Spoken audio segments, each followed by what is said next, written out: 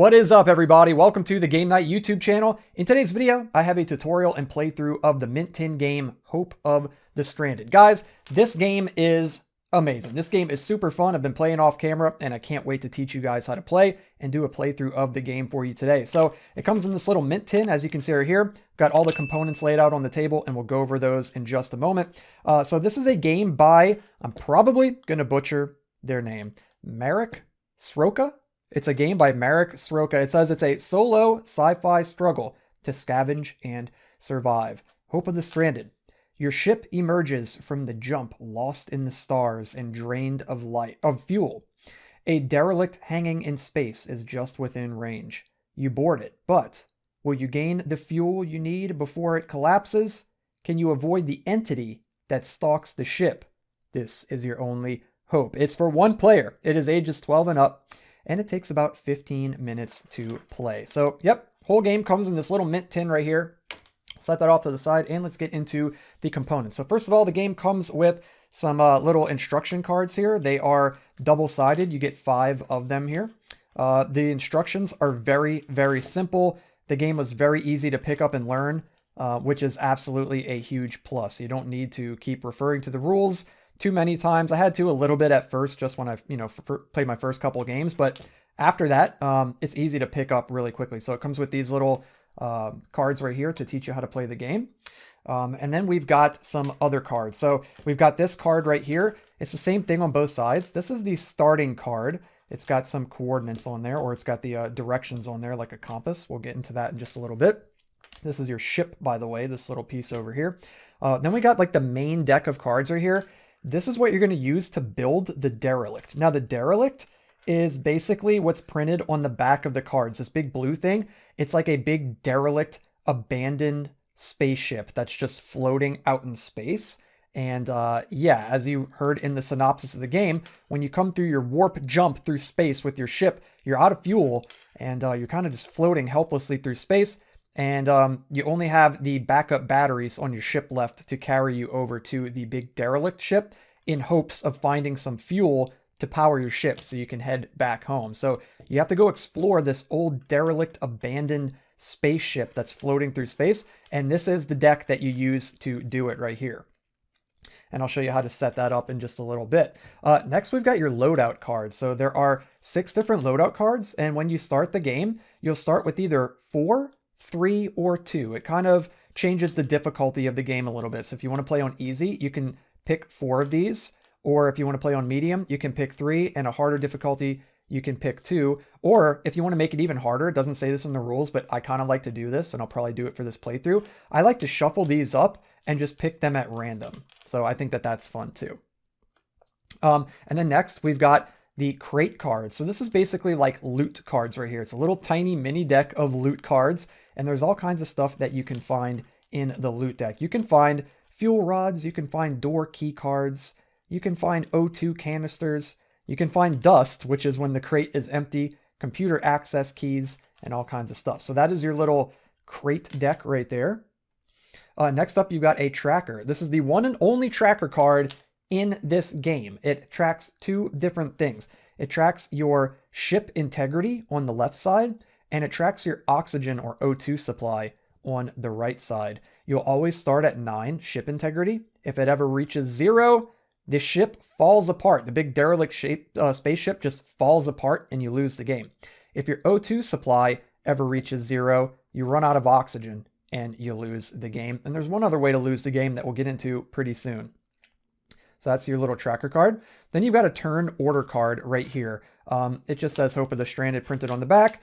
And on this side, it's got the turn order, which is to choose a room, orientation roll, move your astronaut, take an action phase, the alien movement roll and move, and then you repeat the alien movement if multiple dice are shown on the O2/alien movement tracker. And of course, we're going to get into all of those phases in detail in just a moment. And then the last card that you have is this little roll guide. So you're going to have to roll a dice while you're playing the game, and there are a few different things that you roll dice for, and this will just tell you the different outcomes depending on those things. It's got the alien move, the revealing a room when you use a tool, and then the danger roll, which we'll get into all of that stuff too. Then we got some little components over this way. So there's 2 little characters right here.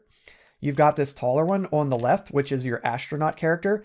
And then you got this little shorter one on the right, which is the alien creature that is roaming around on this derelict spaceship. And if he ever catches you, that is the third way that you can lose the game. So if the ship integrity reaches 0, if your oxygen supply reaches 0, or if the alien lands on the same space or card that you're on, you lose the game. Those are the 3 ways that you can lose. So I'll set those over here. Then we have this cool little like rocket ship 6-sided dice. This thing is super fun to roll. So you use this as your main dice to roll. And then you've got these 5 little, they're like little poker chips. And these are key cards. These are able to open up locked doors on the derelict spaceship. So you use these to open up locked doors. And there are 5 of those total. Put those over here. And then you've got these 3 little blue pieces right here. I mean, everything is blue. You've got these 3 little like rectangle pieces right here. These are fuel rods. This is what you need in order to win the game. This is the whole reason that you're even visiting this derelict spaceship, is that you're trying to find all 3 of these fuel rods and then make it back to your ship. That is the objective of the game. So you're trying to find these, make it back to the ship, fuel up your ship, and get the heck out of here. So you want to find those as you're moving through the spaceship. Then you've got this little thing. It's a sentry bot. So you can leave the little sentry bot in a room on the ship, and the alien will not be able to move into the room with the sentry bot, which is pretty cool. And this is one of the loadout items that you can get. Then the little tiny 6-sided dice is used for a flare. So you can set a flare in the room if you have the flare loadout card. And essentially what that does is you'll spend an oxygen to set the flare, and then you can set this on any number you want from 1 to 6. And during each action phase, which of course we'll get into that, you would tick this number down by 1, and you would also tick your oxygen down by 1, because the flare, I guess, is expending some of the oxygen in the air.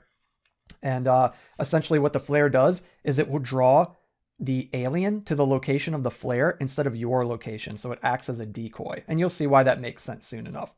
And then last but not least, we got a couple little cubes here that you use as trackers for your ship integrity and then for your oxygen supply. And that is it, guys. That's all the components for Hope of the Stranded. So now we're going to set up the game and get into a playthrough of the game. So first thing we're going to do, we're going to set our starting card over here to the left, sort of in the middle. This is where our astronaut is going to start the game. Then I'm going to take my tracker card. I'm going to put that down this way. I'm also going to put the turn order card down this way next to it. And I'm going to put the roll guide right up here above those 2. And then we're going to set the 5 little poker chips, which are the door key cards. We're going to put those over here, and we're going to put those over here also with the little tank right here, the little sentry. We're going to put the fuel rods over that way. We're going to put the dice over that way. And then this is going to be our main dice. So we're going to hang on to this, and we'll set up our tracker. We're going to put 1 cube on 9 on the ship integrity tracker. And then we're going to put the other cube on 24 for our oxygen supply. So you'll start out with maximum oxygen. Then we're going to take the little crate deck over here and shuffle it up. This will be our loot that we find as we're venturing through the derelict spaceship. There we go. Set that up this way. And then last but not least, we're going to take our loadout cards right here, and I'm going to give them a shuffle, and we'll play with 4 in this playthrough. So let's see what we get here. We get a computer access key, a door key card, an O2 canister, and a sentry bot. Cool. And then we'll take the other 2, which are the decoy flare and the fuel rod removal tool, and we'll set those off to the side. We won't be using those. Okay. Then next, we got to set up the spaceship. We got to set up the derelict spaceship. So this is cool. There's going to be 3 different types of cards in the derelict deck, and they'll be numbered either 1, 2, or 3. So we're going to take all the cards numbered 1, set them here, all the cards numbered 2, set them here, and then 3 right here. And then we'll shuffle each of these decks independently. And then we're going to set them up like this. You're going to have a column like so. So it's going to be 5 cards down with your start card in the middle. And then you're going to make another column next to it like so. And you'll have 5. Then you'll take your cards labeled 2, give those a shuffle, and those are going to go right down the center. This will be the middle column of the derelict. And then you'll take your 10 cards marked with 3, you'll shuffle those up, and you'll make 2 more columns, like so. 5 cards down. So you're going to have a grid, a 5x5 grid. It'll go 5 across and then 5 down. Now you're going to take your little character here, the astronaut, and you're going to set him on the starting card over this way. This is where your ship is, and this is the first room that you're going to be in. And then you take the alien, and you put the alien over here on the furthest card away on the right side. So the middle card down over here. Cool. And now the game is set up and we're ready to go. So now we're going to get into some of the rules of the game before we actually do the playthrough, just so you guys are kind of on board with what's going on. So there's some pretty basic rules to the game. Each turn, you're going to follow a certain sequence in the turn order. The first thing you're going to do is choose a room. So you'll notice here on my starting card, there are these open doorways. That means that I can choose any one of these 3 rooms to go into. So if a card has open doorways on them, you can move through. And so at that point, I would choose which one of these rooms I want to go into. Once I do that, one of 2 things is going to happen. If the room is unexplored and I haven't gone into it yet, we're going to do an orientation roll, which means we're going to roll and we're going to find out what the orientation of the room is. You'll notice we're going to end up going into this room, but for the tutorial's sake, you'll notice on the cards, it'll say 1, 2, 3, and 4 on each side of the room. So when we roll the die for the orientation roll, if it lands on a 1, you would orient the card so that the 1 is connected to where you're entering from. If we rolled a 2, you'd orient the card so that the 2 is connecting. For a 3, you'd orient it with the 3. And for a 4, you would orient it with the 4 connecting to the door that we're entering the room from. If you roll a 5 on your dice, you get to orient the room however you want. You can place it whichever way you want to. If you roll a 6, bad stuff happens. Anytime you roll a 6 for any roll in the game, you move your ship integrity down by 1 notch to simulate the ship creaking and falling apart and degrading as it floats through space. And of course, remember, if you ever reach 0 on your ship integrity tracker, you lose the game. Also, what happens when you roll a 6 is just like when you roll a 5, you get to change the card to any orientation that you want. So if you roll a 5 or 6, you get to set the orientation. But if you roll a 6, you lose 1 on your ship integrity tracker. If the room was already explored, let's say that this room was already open like this, then what would happen when you move is you would have to roll for a danger roll. And essentially what happens then is you would roll the die, and if you roll an odd number, you're safe. So if you roll a 1, 3, or a 5, nothing happens and you're safe and you can move into the room. If you roll an even number, a 2, 4, or a 6, you lose 1 on the ship integrity meter over here. So it would get moved down by 1. So it's basically a 50-50 chance every time you move into a room that you've already been in that the ship is going to start breaking down and you're going to lose 1 on your ship integrity meter over here. So that is it. So you choose the room, then you either roll the orientation roll or the danger roll, and then you actually move the astronaut into that room. So let's go ahead and do that now. We're going to pick this room. So we haven't gone in there yet. So we have to do an orientation roll. So let's go ahead and roll. We rolled a 3. So we're going to flip the card and then we're going to find the 3 and we're going to orient the card so that the 3 is matching up to the way that we're entering the room from. And you'll notice too, there's a flat wall right here. There's no doorway. The way that this works is if either card has an open door on it, you can pass through. So even if we moved into this room, since this card has an open door, it acts as an open door between these rooms and you can still move back this way, even though that's closed. If you ever have 2 rooms where like they're back to back and both of them are just walls, you can't move through them in that case. So one of the sides has to have an open door for you to be able to pass through. So we rolled the 3, we oriented the card. Now we move our astronaut into the room like so. And now is the action phase. So some of these rooms will have little items printed on them like so. Actually, I believe all of the rooms do, if I'm not mistaken. They have little items printed on them like so. And there's some different items that you can find. It's probably best to show this with the rule cards here because it has all of them listed. So as you'll see here, sometimes you'll find a crate that looks like this and it'll have like a little lock on it. And that means that it's a locked crate. And every action that you do in the game, you have to spend 1 of your oxygen. So even when we moved, I actually passed up a step. I was actually supposed to spend 1 oxygen. So before you move, make sure you spend an oxygen. Don't forget like me. So you spend an oxygen to move, and you also spend oxygen to perform action. So if we wanted to open a locked chest, we would have to spend an oxygen, and it says you use a laser cutter and it becomes open. But that's not all. Then you have to spend another oxygen to examine the open crate. And sometimes you'll find crates that are already open, so it's only going to cost you 1 oxygen. Whereas if you find a locked crate and you want to open it and search it, it'll cost you 2 oxygen. So if you examine an open crate, you get to look in the open crate and take 1 crate card. And of course, that's these little cards over here. You get to take a crate card, which is like a loot. And then it says anytime you see an item on the ground, so if you pick up an item from the ground, which is not going to be a crate, there's going to be other items like the key cards, the door cards, the oxygen, or the computer access keys, or sometimes you'll even find fuel rods in the room. Those you're going to be able to just pick up and use for free, and you won't have to actually spend any oxygen to do that. But for crates, you'll have to spend an oxygen. So yeah, and then you just immediately do it whenever you pick it up, and you'll see that soon enough. Then there's door key cards, which have this little symbol right here, almost looks like a steering wheel. It says that you open a locked door and you place a circular token over the door and it is now open. So that's these little chips over here. These act as key cards. So if you ever find a locked door like this, where it's got this sort of like bow tie looking symbol right here, that means that the door is locked. And if we had a key card, you could place that over it to display that that door is now unlocked and open permanently. And of course, the little key cards, if you ever see those as a symbol on a card, you get to just pick those up immediately.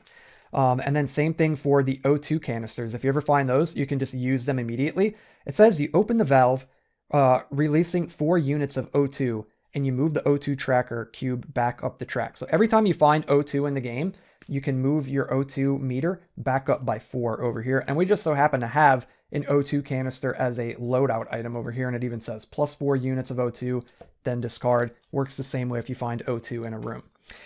Then you've got the computer access card. So that's symbolized by this little key card right here. And it says it's used with a computer terminal, and you can peek at the directly adjacent rooms. So sometimes you'll find rooms that have like a little laptop computer symbol in it. If you have a computer access card, you can discard it like we have up here, the computer access key, discard when used, 1 use only. If there was a computer in this room, we could actually peek at these immediately adjacent cards in the cardinal directions here and see what's on the other side, kind of gauge if we want to go in there. So it's like a little like camera system set up in the spaceship, and we can view the rooms that way. And of course, if you find those, you can just pick them up. And then there's a couple more. We've got the fuel rod removal tool. Unfortunately, you don't have that over here. That was in the deck though, over this way, the fuel rod removal tool. And you can also find those in the crate deck. It says you use it to extract a fuel rod from the shield generators you find, and you roll 1d6, and then you consult the tool guide over here, the roll guide. So essentially what happens is if you ever find a tool and then you find a shield generator, which is going to look like this, it almost looks like a microwave, you would roll the 6-sided dice if you use your tool, and then you would consult the guide over here, and it says tool use. If you roll a 1, 2, or a 3, you're successful and you gain 1 fuel rod. Let's go. If you roll a 4, you fail and nothing for you. If you roll a 5, you fail and you lose the tool. So if you roll a 4, you don't get anything, but you get to keep the tool. If you roll a 5, you fail and you lose the tool. Your tool breaks. And if you roll a 6, it's the same as above. You fail and your tool breaks, but you get +1 damage to your ship integrity. So that's how the tool works. And then we've got a couple more. We got the decoy flare. It says the small dice is your flare. So as I explained earlier, you place it in a room and the alien will be attracted to it instead of you. Each toward movement, which we'll get into by the alien. So every time the alien moves toward you, he'll move toward the flare instead. And then it says it will burn down by 1 per turn, and it'll use 1 O2 unit each turn. So essentially you got to kind of think about how long you want it to burn, because the longer it's going to burn, the more it's going to distract him from you, but the more of your oxygen it's going to use up, so you have to be really careful about that. And it says to set the flare to the desired number of turns by placing that side of the dice face up, And then you remember to remove 1 oxygen from the tracker and reduce the flare by 1 in each subsequent action phase. So that's going to happen in the action phase. So after you choose a room, after you roll for the orientation or danger roll, and after you move your astronaut and you're in the action phase, that's when that is going to happen. If the alien finds the flare, it extinguishes it. So you would just immediately remove the flare from the board. And then finally, you've got a sentry bot, which is the little tank thing over here. It says an alien cannot enter that room and your own re-entry does not trigger a danger roll. So any room that you deploy the sentry in, as just stated, the alien can't move into it. And if you move back into it, you don't have to roll for the danger roll. And I believe that is it. Yeah, so that's all the little items and how those work. So now let's continue. So we spent our oxygen. We moved into the room. We can take our action phase. I don't think I really want to use any of our stuff here, to be honest with you. I guess we can go ahead and get rid of our door key card. It says swap for a token and then discard. So we're going to go ahead and swap this out and we'll get a token right here for our door access. So we can open a locked door with that. Also, there is an open crate in the room and I want to search it. So every action requires 1 oxygen. So we're going to go down to 22 oxygen and let's draw a crate card. And we got an O2 canister, plus 4 units of O2 immediately, then discard. Okay, so we're going to go ahead and discard this, and we'll go back up to 24, like so. Cool. Okay, and then it is the alien's turn. So after the action phase, it's the alien movement, roll, and move. So the way this is going to work is you're going to roll the D6, and then you're going to move the alien depending on what you roll. So as it shows here on our handy little roll guide, if you roll a 1, the alien's going to move north, so he'll move up. If you roll a 2, he's going to move east, so he'll move to the right. If you roll a 3, he moves south, down.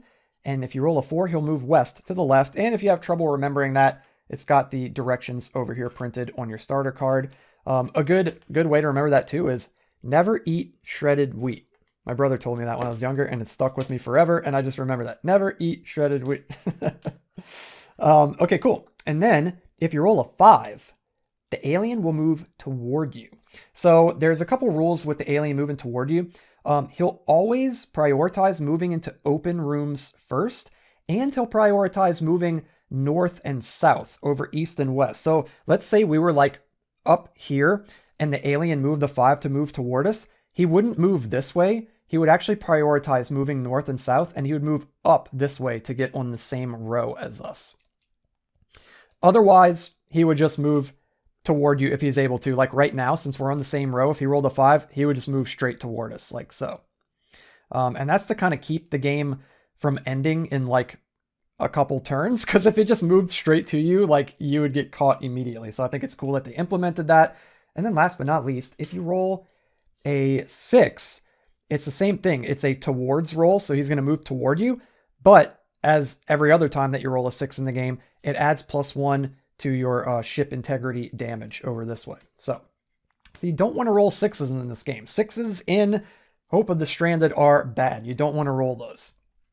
Okay, so I think that is pretty much it. Once you do that, it's going to say you repeat the alien movement if the multiple dice show on the O2 tracker. So essentially the way this works is you've got 3 columns on the O2 tracker. If you're in the first column, it shows down below the alien move.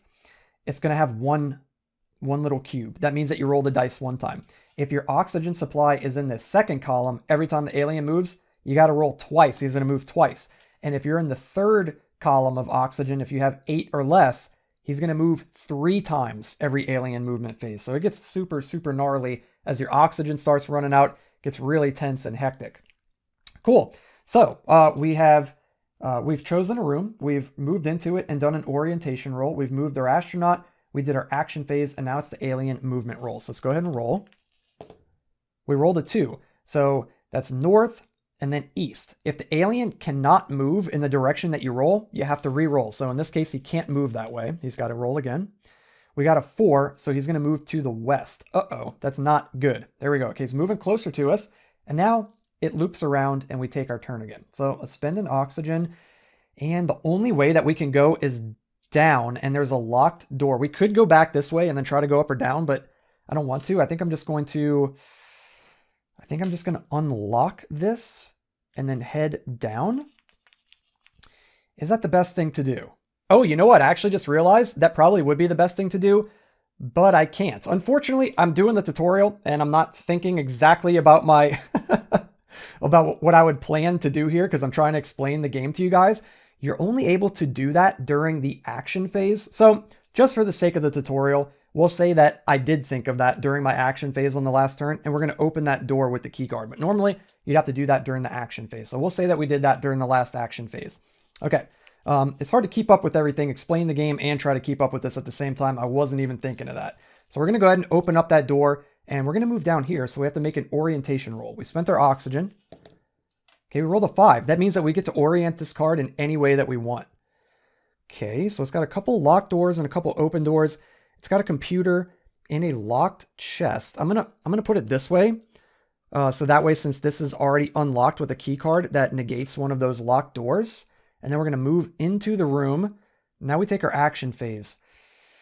I guess let's use the computer access key. So you discard when used, and it's only one use. I'm gonna set this up this way. And now we can peek at each adjacent card because we're using the security cameras with our access key card at the computer. So let's see what's over here. Okay, there's another computer access. There's oxygen in that room. That's good to know. What's down this way? There's an open crate and another computer. Dude, that's crazy. And a 3 open way. Okay, 3 ways to go right there. And then what's over here? Ooh, okay, cool. There's an open crate, and there's also one of these places where we can get a fuel rod right here at the shield generator. Cool, so we should probably go that way. But then check it out too. There's only one exit to the room. So if we roll a 3 and it goes that way, it's going to be a dead end. We're going to have to move back. So that is a risk, and we'd be moving closer to the alien. So I think I'm actually going to head down. Ooh, I can't because it's locked. Yeah, okay, I'm not going to go that way next turn. Okay, so I guess it depends on where the alien moves, guys. We might even need to move back this way, but on our next turn, I'm really tempted to go there. Oh, you know what? We need the tool. We need the tool. See, that's what's so cool about this game. It really makes you think and like try to plot and plan out where you're going to go. We need the tool to even access that generator to get a fuel rod. Oh, man. Okay. Okay, so we've moved. I think I want to check this crate. Is it locked? It's a locked crate. So we're going to have to spend 2 oxygen. I'm going to do it because we do have an O2 canister that we can use. So we use our laser cutter to open up the crate, and then we search inside. Dude, yes, let's go. We found a fuel rod. Swap for the token and then discard. Look at that, guys. We open up the crate and we find a fuel rod inside. Cool. Okay, we got 1 fuel rod. We just need 2 more. And then we have to get back to the ship. You don't win when you get the 3 fuel rods. You got to make it back to the ship too. Okay, I think that's all I want to do in there. I think that's all I want to do in there. Okay, it is the alien's turn to move. What does he get? A 4? Oh my god, dude. He's moving towards us. He goes west again. This is sketchy. See, now if we move here and he moves down, we would lose. Ooh. I'm going to move back. I'm going to move back that way. Okay, so we're going to go ahead and spend an oxygen. Do an orientation roll. We rolled a 1. So we have to set the card so that the 1 is touching this way. Okay, cool. And you'll notice too, there's a locked door here, but there's an open door here. If that's ever the case, the doorway is considered open. Remember, like I said earlier, as long as one card has an open doorway, both sides are considered open. So you don't need an access door card to get through there. There's oxygen in the room and a computer. We're going to go ahead and use the oxygen to get 4 oxygen and go from 20 back up to full at 24. We don't need to use the computer. We don't even have an access key card to do so anyway. And I think that's all we're going to do here. Maybe I should set up the sentry bot. That might be a good place to set up the sentry bot so that we can get back there safely, especially if he's like chasing us when we need to get back home. So we're going to do that. We're going to discard this and we're going to put the sentry bot in this room. So the alien cannot enter that room. And anytime we move into that room, we won't have to take a danger roll. And remember, if you ever move into a room that you've already been in, that's when you have to make a danger roll. And if you roll an odd number, you're safe. And if you roll an even number, you take 1 damage on your ship integrity meter over this way. Okay, so now the alien is going to move. Okay, he rolled a 3, so he's going to move south. Dude, he's like tracking us right now, guys. And remember, we're still on our first column of the O2 meter, so the alien only moves once per turn. Okay, let's go ahead and move again. We're going to spend an oxygen, and it looks like we can go up or down. I kind of want to go away from him. I'm going to feel sort of trapped if we go down. So I think I'm actually going to head back up. So we're going to head into a room that we've already explored. So we have to make a danger roll. And we rolled a 1, which is an odd number. So we are safe. So let's move back here by our ship. Now the alien is going to make a move. He rolls a 3. So that is south. Oh, what? See, dude, I'm glad we didn't go this way. He would have been like down here with us. We would have been kind of trapped. We would have had to backtrack anyway. Okay, let's go ahead and move again. We're down to 22 oxygen. We're going to go up. And we rolled a 1. So we're going to have to set this card so that the 1 is facing the room that we're leaving or, coming out of. So we're going to move into here. There's an open crate and there is a door access card laying on the ground. So we're going to pick that up. I'm going to spend an oxygen so we can search the crate. And let's see what we get. Dust. Crate is empty except useless space dust. That's pretty cool. Sometimes you can get duds and you just open empty crates. You're not always going to find something, which makes it a risk to open up the crates, especially when you spend 2 oxygen to laser cut it open and then search it and you just find space dust inside. It's brutal. Okay. So that is it for that room. So now the alien is going to move. He rolls a 6. Okay, we rolled a 6. So we're going to lose 1 on our ship integrity meter and move down to 8. Or I'm sorry, 8. And then the alien is going to move toward us. So remember, like I said earlier, he's going to prioritize moving into rooms that are already explored first. And then secondly, he'll prioritize moving either north or south. So he's not going to move left to get to us. He's going to move up to get on the same row as us. Okay, let's go ahead and spend another oxygen, go down to 20. And are we stuck in here? Dude, we're stuck in here because it's walled off. We have to go back this way. Oh my gosh. I think the only way we can go is down this way toward where he is or down here and hope that we can move across. Oh man, see, that's what's so cool about this game, guys. Like the ship changes every time you play. And it's just like you have no clue which way you're going to be able to go. It's super, super cool. So we actually have to move back this way. This is kind of sketchy. Might be a short run. Okay, we rolled a 5. That's an odd number. We're getting lucky with that, so we don't take any damage to our ship integrity. Now the alien is going to move. Please move east. Please, roll a 2. A 4. He moves west. Oh, no.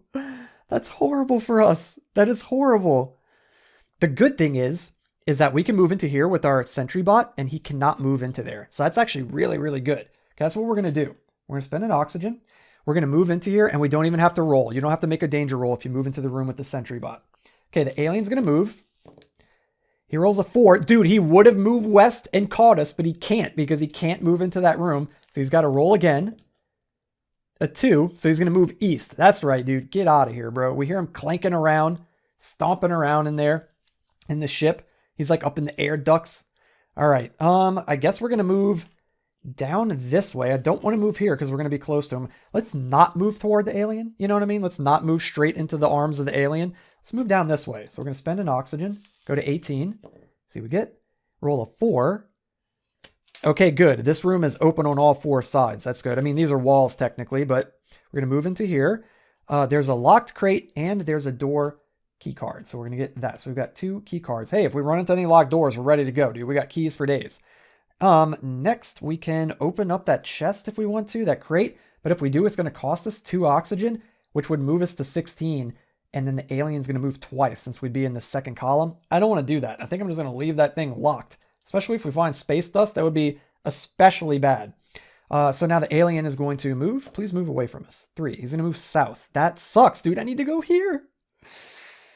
What do we do? We could try to move back up and go that way. I'm going to move back. Yep. I think I am. Am I? Dude, he's blocking our path, guys. I'm going to spend the 1 oxygen. I'm actually going to move back here. We don't have to make a danger roll because we're by our sentry. Now it's the action phase since we moved. And I'm going to use my O2 canister and gain 4 oxygen. So we're going to go from 17 back up to 21. The alien's going to move. Please move east. Get out of our face. Oh no, he moves 6, guys. So we lose 1 ship integrity. We're down to 7. And then he's going to move toward us. So he's going to move north to try to get on the same row as us. Yikes. Okay, let's take another move. I'm going to move back down here. So we need to make a danger roll.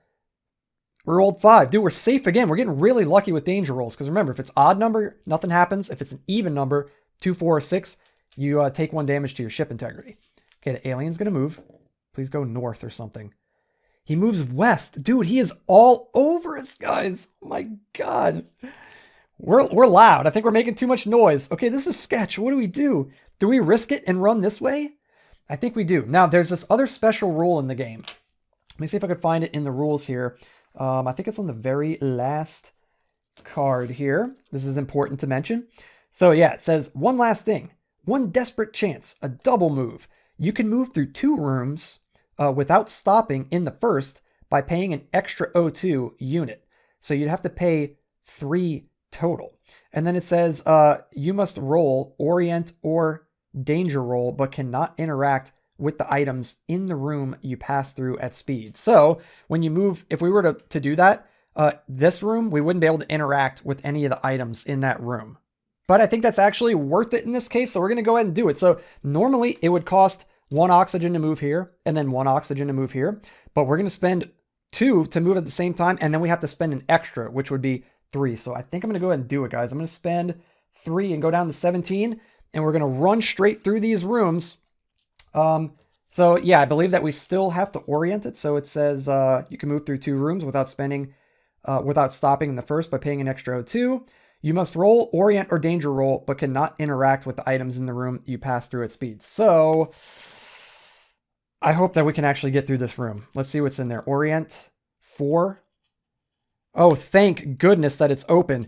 You see the open doorway right here. So we run into here, and then we're going to sprint into this room. So that means we don't get to interact with the computer or with the locked, or with the open crate, rather. We rolled a 3. Okay, so we run into here. Oh, and check it out, guys. There's a fuel rod on the ground and a locked crate, and then the room opens up to the east over this way. So, boom, we get our second fuel rod. That is amazing. The room opens up that way. I don't think I'm going to spend that 2 oxygen because that would move us into our second column over here, and I don't want the alien to move twice at the end of this round because that's about to start happening. So he's going to go ahead and move 1 time.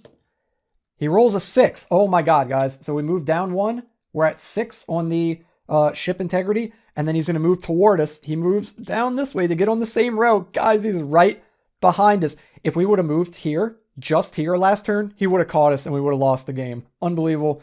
All right, we're going to move over this way. So let's spend an oxygen.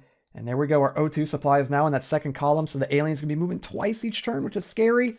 He could technically catch us. Hopefully he doesn't. See what our orientation roll is. A 5. We can put this any way that we want to. Oh, man. I think I'm going to put it this way. So there is a locked door here. We're going to go here. There's also O2. Nice. So we gain 4 and we go up to 20. Okay, good. He's only going to move 1. And then we're going to use our door access card to unlock that door. So next turn, we'll be able to move into this space over here. Cool, guys. We're exploring all the way across the ship. This is cool. Okay, the alien's going to move. Dude, watch him move east. Watch him roll a 2. Oh my goodness, a 6. We take another damage here. And now that he's on the same row as us, now he's going to move toward us. He would have caught us again. So crazy if we were still there. Okay, we're going to go ahead and move this way. Let's spend an oxygen and orient the room. We rolled a 3. Oh, crap. It's a dead end. This is open, but it's open to the wall. And no other areas are open. Oh my God, dude. There's oxygen in here at least. So we go from 19 up to 23. Oh my God, guys. We've run into a dead end. The only way out is back to the alien. We need him to move north. Okay, it's the alien's movement roll. 1. He moves north. He moves north. Okay, we're not out of the woods yet, though. We got to move back into this room. We got to sneak past him here. So we're going to move 1. I'm probably going to have to do a double move next turn. We got to make a danger roll. So before I move him, we have to make a danger roll. Okay, we rolled a 2. So we rolled an even number, which means we're going to lose 1 ship integrity. We're down to 4, guys. The ship is slowly falling apart here. We get to move. An important thing to mention, too.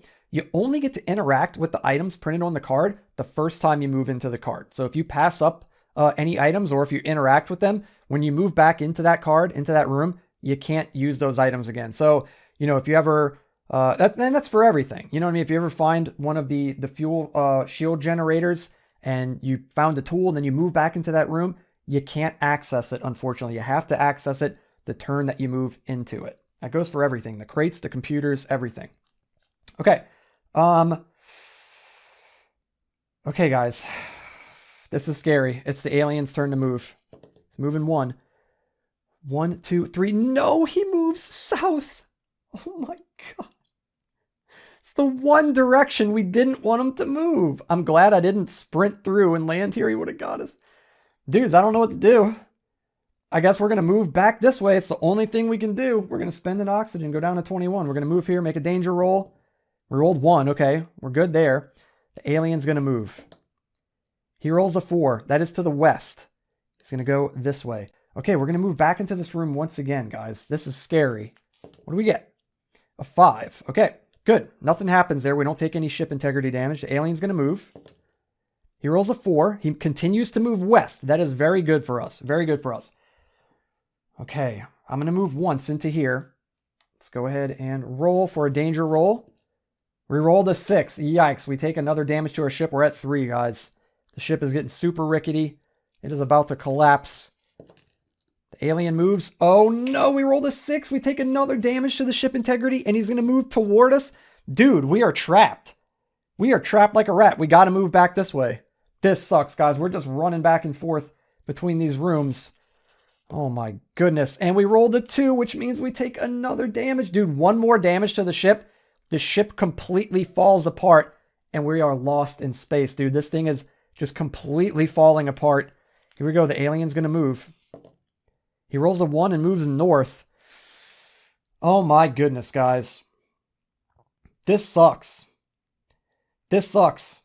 I'm going to spend 3 oxygen. We're going to go down to 15 and I'm going to sprint through to this room. Like we got to get out of here. I know we're going to be right next to him and we might lose to danger right here, but we got to get out. Let's see if we can do it. 50-50. Oh no, we roll a 2 and the ship falls apart and we're lost to space.